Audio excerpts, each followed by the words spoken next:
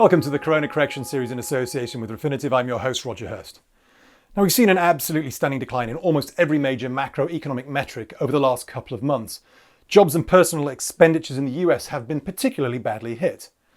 Now, economies are going to recover, but what sort of recovery should we expect? I asked Jeoff Hall, managing economist for Refinitiv, about how he expects the US economy, and in particular the job market, to perform from here. Yeah, let's talk a little bit about the April employment situation report that we got on Friday, May 8th. We know that the U.S. economy lost an historic 20.5 million jobs in the month of April. The unemployment rate shot up to 14.4%. These are historic numbers in an historic pandemic. And, as much as we think that those were sobering numbers, we think that better days lie ahead. And we should start seeing job growth return as early as May.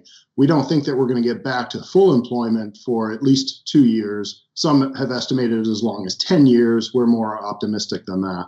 On the surface, the massive job losses in April are completely disinflationary.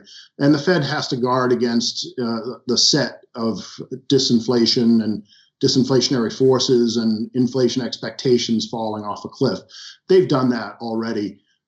We saw the April Consumer Price Index this morning showing a record 0.8% decline in the month of April. The core rate, historic fall of 0.4%.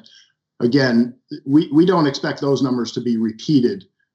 In fact, we think that there'll be a smaller than 0.4 decline in May and smaller declines in perhaps June, and before we start getting higher again.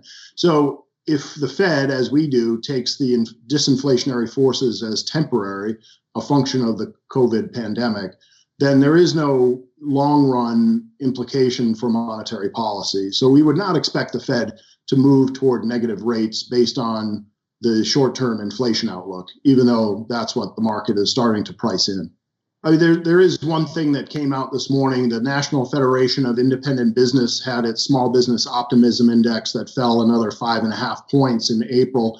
That brings the 2-month loss to 13.6 points. We don't expect further losses, or if there are, they won't be as large as in March or April. However, what we're looking at is the likelihood of a jobless or less jobs recovery.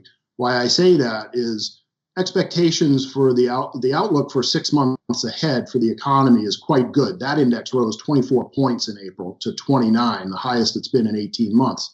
However, the expectations to hire fell to 1%. A net 1% of small businesses plan to increase payrolls over the next 6 months. That's the lowest in 7 years. So we're seeing increased expectations for the economy, but decreased expectations for job growth. That bifurcation is what we're going to call a jobless recovery. Jeff is expecting that the lows in unemployment and inflation will be made over the next month or so. The initial economic reaction was brutal, but the central bank response has been swift.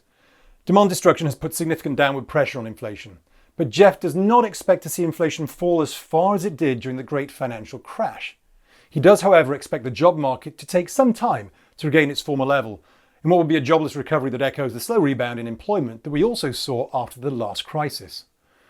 A slow recovery in employment means that there will also be a flatter trajectory to the recovery in personal consumption. Future inflationary and deflationary pressure will therefore depend upon how much of this economic loss can be offset by the fiscal and monetary accommodation of the US government and the Federal Reserve.